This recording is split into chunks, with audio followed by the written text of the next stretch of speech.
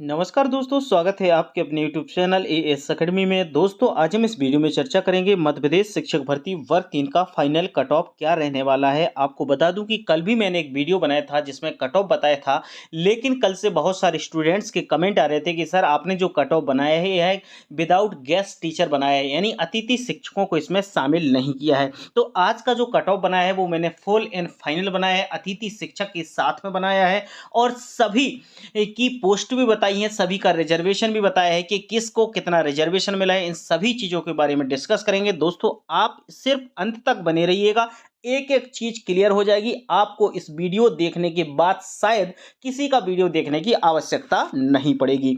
आप लोग देख रहे हैं यहाँ पे अपन ने लिखा है एमपी टेट वर्ग 3 2022 का एक कट ऑफ है। मध्य प्रदेश शिक्षक भर्ती वर्ग 3 का जो कट ऑफ निकाला है वो मैंने आरक्षण की तालिका भी बनाई है, इसमें साथ में आपके पदों का विवरण भी बनाया है। सारी चीजें इसमें आपको क्लियर हो जाएंगी कि किसको कितना आरक्षण मिला है, किसको कितने पद मिले हैं। सभी चीजें आपको इसमें समझ में आने वाली हैं।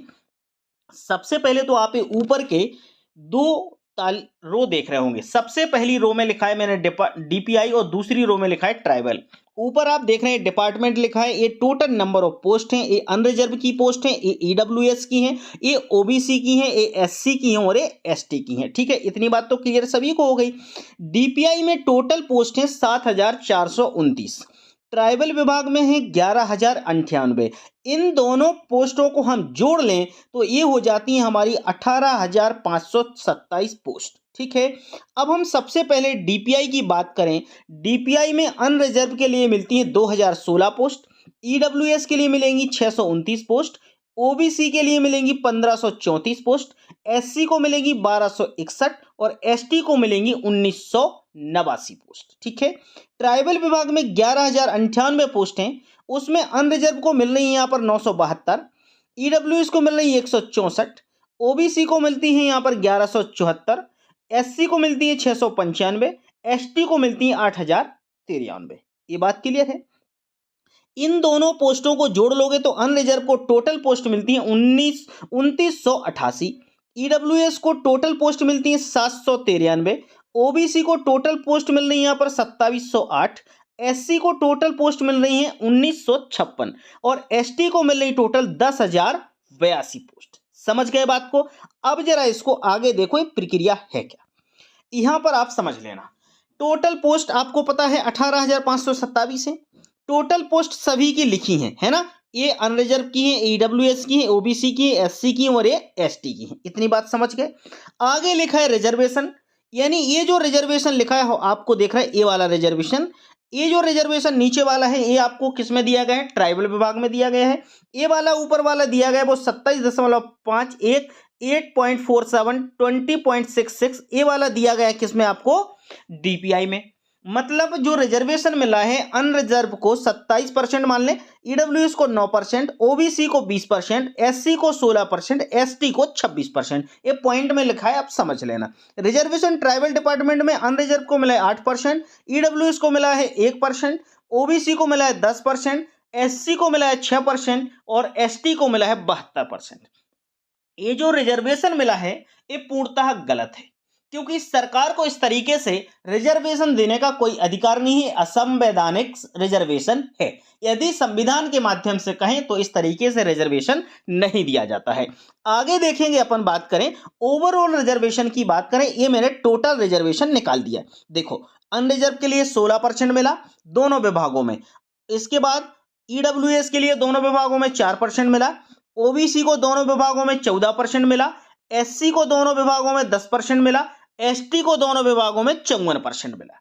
तो यार ये जो रिजर्वेशन सरकार ने लगाया है ये सिर्फ सरकार ने अपनी वोट बैंक के लिए लगाया है, क्योंकि आपको पता है अब हर व्यक्ति जागरूक हो गया है और अब इनके झांसे में मध्यम वर्ग का, ओबीसी एससी वर्ग का और जनरल का व्यक्ति आने वाला नहीं है। अब इन्होंने सोचा है कि चलिए अब हम अपने आदिवासी भाई बहनों के पास चलेंगे और उनको बहला फुसला लेंगे इन पदों के माध्यम से। लेकिन हमारे आदिवासी भाई बहन हैं, वो लोग भी बहुत समझदार हैं, उनको भी पता है कि वैकेंसी ले लो लेकिन मजे फिर बाद में इनको दे दो। ठीक है, आगे देखेंगे। अब अपन ने कट ऑफ निकाला है, समझने इस बात को। अनरिजर्व की बात करें तो अनरिजर्व के लिए आपको टोटल पता है 2,988 पद हैं। 25% गेस्ट में 747 पद चले जाएंगे। एक्स सर्विसमैन की बात करें तो 298 पद चले जाएंगे 10% में। फिजिकल हैंडीकैप्ड जो हमारे बंदे हैं उनका 197 चले जाएगा। इधर पे पीएफ लिखा है, एक्चुअल में पीएच होना था, वो क्लरिकल मिस्टेक है। रिमेनिंग जो पोस्ट हम बात करें टोटल बचती हैं 1764। अब इनको हम मेल और फीमेल में डिवाइड कर देंगे तो 888 पद मिलते हैं। यानी मेल में भी 888 में 882 मिलेंगे और फीमेल को भी 882 मिलेंगे। अब ये जो बात हम कर रहे हैं ये 882 है, ये रैंक है। ये 882 आपकी रैंक है। अब इस हिसाब से यदि अपन बात करें तो इसमें बहुत सारे स्टूडेंट्स ऐसे होंगे जो जनरल के ओवरऑल यूआर में चले जाएंगे, कुछ गेस्ट में चले जाएंगे, कुछ आपके ओपन रैंक में चले जाएंगे। तो आपको अपनी जो ओपन नील की यूआर की रैंक देखना है, यानी ओपन नील और यूआर में जो रैंक देखनी है। यदि आपकी दोस्त 1200 से लेके 1250 समथिंग तक है तो आप यहां पर सेफ जोन में हैं, लेकिन हमें प्रयास करना है ये रोस्टर सही कराने का। यदि रोस्टर सही हो जाता है तो हम सभी को इसका फायदा मिलेगा। अब बात करेंगे हम ईडब्ल्यूएस की। ईडब्ल्यूएस के भाई बहनों को तो समझो कुछ भी नहीं दिया है यार। शर्म आती है इसको देख के कि सरकार ने क्या किया है बेचारों के साथ, बहुत अन्याय किया। गेस्ट फैकल्टी के लिए 198 पद जाते हैं।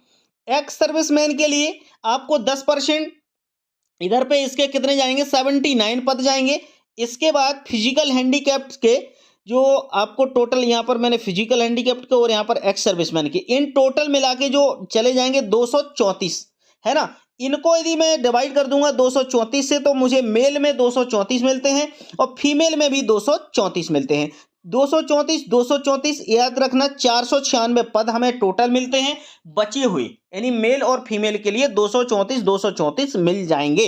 अब आप समझो ईडब्ल्यूएस के भाई बहन 234 रैंक है, मतलब 350 तक इनका हो सकता है। 350 360 तक इस सेफ जोन में रहेंगे। ठीक है, ये इधर पे लिखा नहीं है इसलिए निश्चित ना आप ऐसा ना सोचें कि यहाँ पर गलत हो गया। एक्स सर्विसमैन के इधर ये आने थे 79। ठीक है, ओबीसी की बात करें तो ओबीसी के भाई बहनों को देख रहे हैं 2708 पोस्ट हैं। ये जो 2708 पोस्ट हैं इसमें 25% आपका किसका चला गया, गेस्ट फैकल्टी का, जिसमें आपको 677 पोस्ट चली गई।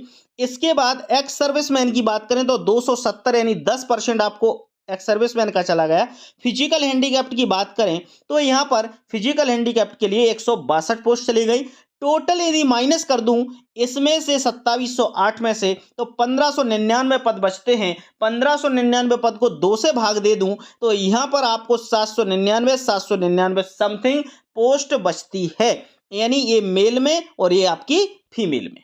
अब सोचो ओबीसी के जो भी भाई बहन हैं ओपन नील में यदि आपकी रैंक 1000 तक है तो आप समझो सेफ जोन में है। इतने में हो सकता है क्योंकि बहुत सारे भाई बहन ऐसे रहेंगे जो ओपन में चले जाएंगे। ठीक है, याद रखिएगा। एससी के भाई बहनों की हम बात करें तो एससी का देखिएगा टोटल 1956 पोस्ट हैं। गेस्ट फैकल्टी के 25% यानी 489 पद निकल जाएंगे। 195 जो पद हैं वो आपके 10% किसको, एक्स सर्विसमैन को निकल जाएंगे। 117 पद आपके फिजिकल हैंडीकैप के निकल जाएंगे। इसमें से टोटल यदि हम माइनस कर दोगे तो आपको मिलेंगे 1155 पद। 1155 पद को 2 से डिवाइड कर दोगे तो 577 समथिंग आपको पद मिलेंगे मेल में और फीमेल में। अब आप सोचो कि बेचारे इनको मिला क्या है, जबकि पूरा झुंझुना इन्हीं एससी वालों पे बचता है सबका कि इनको रिजर्वेशन है, इनको रिजर्वेशन, माल कोई दूसरे खा रहे हैं, रिजर्वेशन के नाम पे पूरा भांडा इन पे फोड़ रहे हैं। सोचने वाली बात है। वो 10% ईडब्ल्यूएस को दे दिया तो बेचारे उनके पीछे और पड़ गए कि इनको रिजर्वेशन नहीं मिलता था तो अब इनको रिजर्वेशन देने लगे। सोचने वाली बात है, सरकार आखिर इतनी नाइंसाफी क्यों कर रही है। यहाँ पर अपन एससी वाले एसटी वाले भाई बहन उनका मैं कोई विरोध नहीं कर रहा हूं, लेकिन बात हकीकत कर रहा हूं कि सरकार को जो भी करना चाहिए वो न्यायपूर्वक करना चाहिए। एसटी को मिले 10,082 पद। गेस्ट फैकल्टी 25% यानी 2020 पद चले जाएंगे। इसके बाद एक्स सर्विसमैन की बात करूं तो 1008 पद चले जाएंगे। फिजिकल हैंडीकैप्ड की बात करें तो 604 पद चले जाएंगे और रिमेनिंग अमाउंट बचते हैं 5,950 और को 2 से डिवाइड जब अपन कर देंगे तो 2,975 और 2,975 मेल और फीमेल के कोटे में आते हैं। अब एससी के एसटी के जो भाई बहन हैं ये मान के चलें यदि इनका 3,500 तक भी रैंक है तो आपके होने के पूरे चांसेस बनते हैं। आप लोग तो निश्चिंत रहो, मिठाई बांटो, मस्त रहो, है ना, चिंता नहीं करने का। ये सारी चीजें आपको क्लियर हो गई होंगी। अब अपन बात करते हैं रोस्टर को सही कराने की। एमपी टेट के स्टूडेंट यदि आप वाकई में नौकरी चाहते हैं, अभी भी आप जागरूक हैं, तो आपको बता दूं आप अभी भी एकजुट हो जाओ, कुछ भी नहीं बिगड़ा है। यदि 50,000 स्टूडेंट्स एक साथ जुड़ गए तो सरकार घुटने टेक देगी और आप जैसा कहोगे सरकार वैसा करेगी, अन्यथा इसका परिणाम आपको जीवन भर भुगतना पड़ेगा दोस्त, क्योंकि ये बरतीन एक बार निकल गई, अब दोबारा आने वाली नहीं हो। दोबारा कब आएगी इसका कोई भरोसा नहीं है, क्योंकि सरकार का भी भरोसा नहीं है, आप सभी को पता है। आप सब लोग बिल्कुल कमर कस लो कि हमें सरकार से प्रश्न पूछना है और रोस्टर सुधरवाना है, क्योंकि ये असंवैधानिक तरीके से यहाँ पर जो भी रिजर्वेशन आरक्षण दिया गया है वो गलत है। इसके लिए पिटीशन भी लग रही है, बहुत सारे स्टूडेंट्स आगे भी आ रहे हैं और हम सबको प्रयास करना है कि इस रोस्टर को सुधारें। अपन ये नहीं कर रहे कि एसटी वाले भाई बहनों का विरोध करें, उनका कोई विरोध नहीं करना। अपनी जो पोस्ट है, अपने जो पद है वो हमें हमारे दे दो, और बाकी आप जो जानो बैकलॉग के पद हैं, क्या करना है वो आपकी मर्जी, वो करते रहो, ठीक है। अनुकंपा वालों की विचारों का ठिकाना नहीं है, हो सकता है अनुकंपा नियुक्ति वालों के भी पद 2-2,500 जो भी होंगे वो इसी में डाल दें, तो फिर और मर मिटे और कुछ भी नहीं होने वाला है। इसलिए प्लीज प्लीज आप सब एकजुट हो जाओ, सब एक साथ आ जाओ, भोपाल चलें, और जिससे हम सबका काम बन जाए, नौकरी एक बार मिल जाए तो सब लोग बढ़िया हो जाएंगे। इसलिए वीडियो को शेयर कर दो, लाइक कर दो, और चैनल पे न्यू हो तो चैनल को सब्सक्राइब जरूर कर दो, क्योंकि बहुत मेहनत से आपके लिए वीडियो लेकर आ रहे हैं और आप सभी के सहयोग के लिए हम हमेशा खड़े हैं। Thank you.